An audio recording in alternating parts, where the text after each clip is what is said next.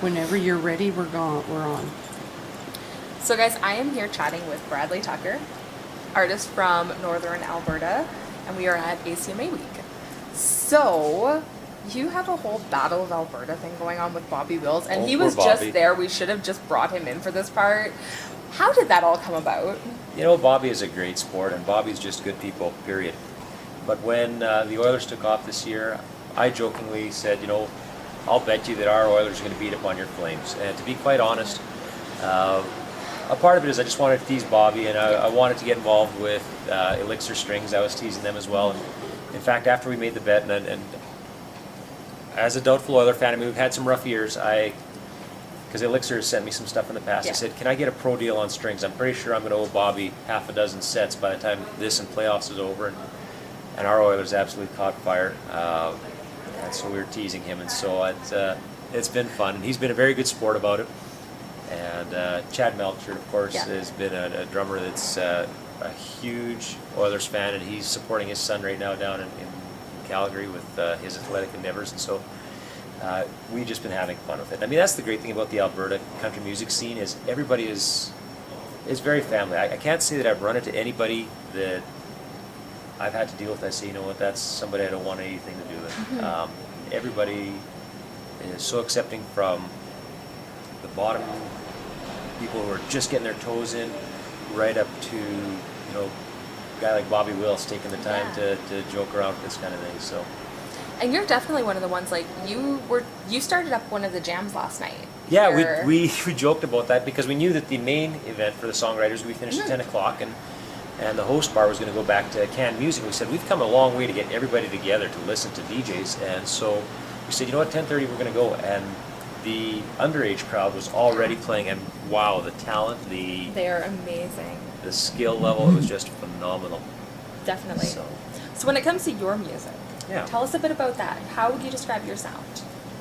Blue collar, very blue collar. And I'm a late bloomer. I didn't get involved in the industry until the last couple of years here, and so I never felt like, you see a lot of writers that are looking at, it has to be a certain time, like the radio format. It has to be this topic. For me, I was always writing about what hit from the heart, and it didn't matter if it was talking about grandfather's diesel truck, whether we're talking about you know, running from the fish cops, adventures we have up north, that kind of thing, or you know, my daughters, Spin Cinderella was a song that I wrote that when they were, you know, 4 and 7, and it was an easy song to laugh and joke about them getting older, and now as they get older, it's a tougher and tougher song to sing. So the music that I have has always been, there's no real drive behind it other than what comes from the heart, and so consequently, I don't maybe fit the mold of a lot of what radio might be looking for or what the industry standard is. But the flip side to that is it's hit a lot of heartstrings with people because they said, I can relate to that. Like you singing about an international tandem truck, I laughed. I was teasing poor Drew last night because Drew Gregory's got a great support with Service and his whole John Deere connection. And a song I wrote was called Not Every Tractor's John Deere Green. And it was kind of a slam at the whole Nashville song, saying, you know what, like every song on the radio I hear is about John Deere. And I'm like, my grandfather had a Moline, and we still got our old W6 and International to cabin, and so that was the line out of the song is, I've seen the sunset sparkle like a gold Moline, and not every tractor's John Deere green. And so it's funny how many farmers would laugh along with that because they said, you know, a John Deere was kind of like the Cadillac of tractors that, because they were good tractors, but they were a lot of money. And for your average, I mean, my grandparents came out and homesteaded here, and so they didn't have the money to buy the top of the line. They bought what they could afford so that they didn't have to use horses anymore. And so so I guess that it resonates with people that way, that it's something that people can relate to. Okay. So it's a different way of writing, and it's just from the heart with no directive. And so now as I'm getting more involved, I do have to adjust my style to say, okay, now what do you do to make it radio friendly? Now what do you do to make it something that people want to hear while they're stomping their feet and drinking a Coors Banquet at the Big Valley Jamboree kind of thing, right? So how did you know a few years ago that music was what you wanted to do? I had some friends who gave me a push and said, you know what, we like some of what you're doing. And as I got involved with it, I found, you know what, for me, music's always been my happy place. It's something where you can get out and if you can make people smile and laugh, if you you can touch them in the heart, then to me it's the best feeling in the world. You know, I'd like to record something for the radio, but for me, my happy place is getting up on a stage where you've got, you know, we played Rainmaker with George Canyon, where you had thousands of people filling that tent, and you're loving that. But sitting in a hallway where you're singing for 4 people, and if you can make that connection, it's the best feeling in the world, and I love that. So Absolutely. So, who have been some of your biggest influences? everybody says, you know, they listen to Johnny Cash and Waylon. That's where I grew up. For me, one of my biggest influences was Dad, just because he had the guitar around the house and we'd play. I mean, I grew up playing 5-string banjo and mandolin and a little bit of fiddle, and I don't do any of those things well. I still putter with them, but it's fun. For me, I grew up on a lot of bluegrass. Mm-hmm. I grew up on hearing Mac Wiseman and Bill Monroe.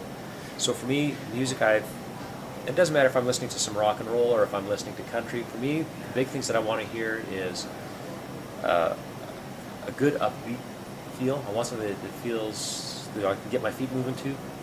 I want to hear something that has harmonies. I love a good three. I mean, I grew up listening to the Statler Boys, the Brothers, and the Oak Ridge Boys, and so I love hearing those harmonies. And I'm striving to get some of that into my music, and I'm not there yet because I do a lot of solo stuff. But in my mind, I always laughed. I said I said that I liked Johnny Cash and I liked Waylon, and I found out as the years went on, when it came to Waylon, I was always singing the high harmonies that Billy Joe Shaver was, and it turns out Billy Joe Shaver was the guy that was writing most of the songs. And then as Johnny Cash got on his years, and he started doing stuff, you know, with the 9 Inch Nails and that kind of thing, and I went and I saw the Tennessee 3 play. I'm like, holy cow, I might just be a Tennessee 3 fan, and Johnny Cash was singing for him at the time. And so, you know, hearing that truck driving rhythm, the train songs, whether it's, you know, Dave Dudley doing his things, that's what I've always liked. To hear a lot of the over-processed stuff that's coming out.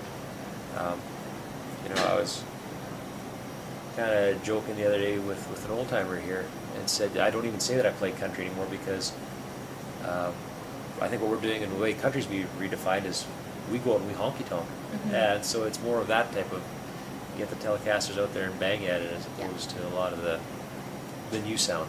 Right. So there's definitely a roots sound in that. You know, my girls now, they've always got either Tim Huss or Cor Blunt cranked up, and you know, they've been listening to a lot of Bobby Wills and Tim Hicks too. My daughter was pretty excited. She was one of the top. She got an email from Spotify that she was one of the top, or the top download for both Tim and for Bobby. And That's so amazing. And so her friends are teasing her about that, saying, well, I guess we know what kind of music that Brooke listens to, right? Yeah. And my other daughter, Lauren, is the same thing, where she's a little more diverse. She's listening to everything from Tim Huss to Rammstein, and I mean, so you know that there's some influence from Dad, and some find their own roots, but we're having fun with that for sure. That's awesome. So you're going to play a song for us. Yeah. What song are you going to do?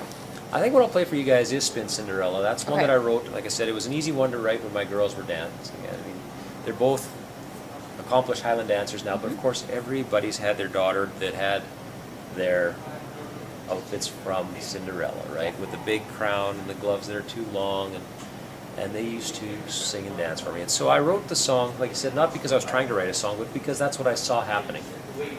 And I didn't know how to end the song. Then finally I figured that out. And those who've heard it know what we're talking about, and those who don't, will play it for you right away and see what they think. But it's a song that gets tougher to play every time now too. So The girls are getting older, so it's going to It get is. tougher and tougher as it goes. yeah, I think the next song we're after write is Daddy's Got a Shotgun and a Shovel, and the boys better behave. So Just saying. just saying. So this is Spin Cinderella.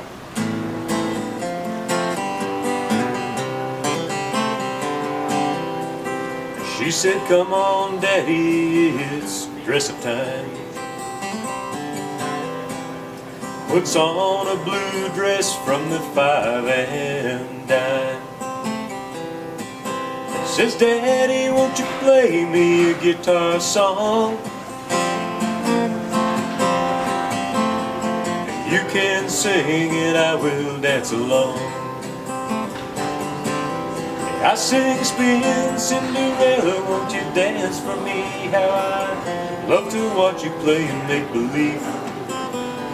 Do your dance, honey, 1, 2, 3. I spin, Cinderella, won't you dance for me?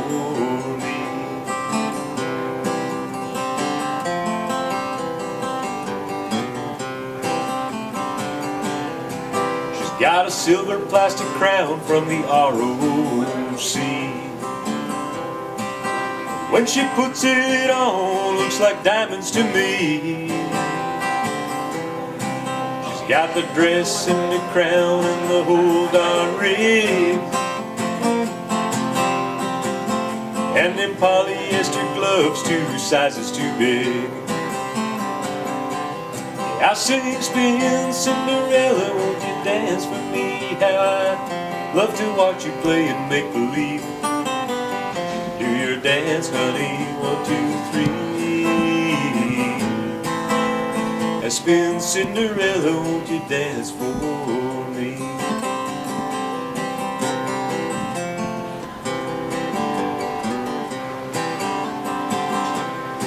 She said the man found a slipper I lost at midnight.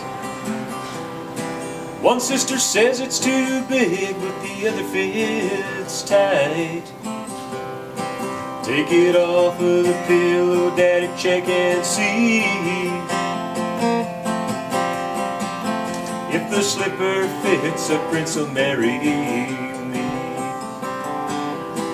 Well, there comes a time in every daddy's life, and that little blue dress becomes one that's big and white. I sing, spin, Cinderella, won't you dance with me? What a beautiful woman you've grown up to be. Share this dance now with your daddy. I spin, Cinderella, won't you dance with me?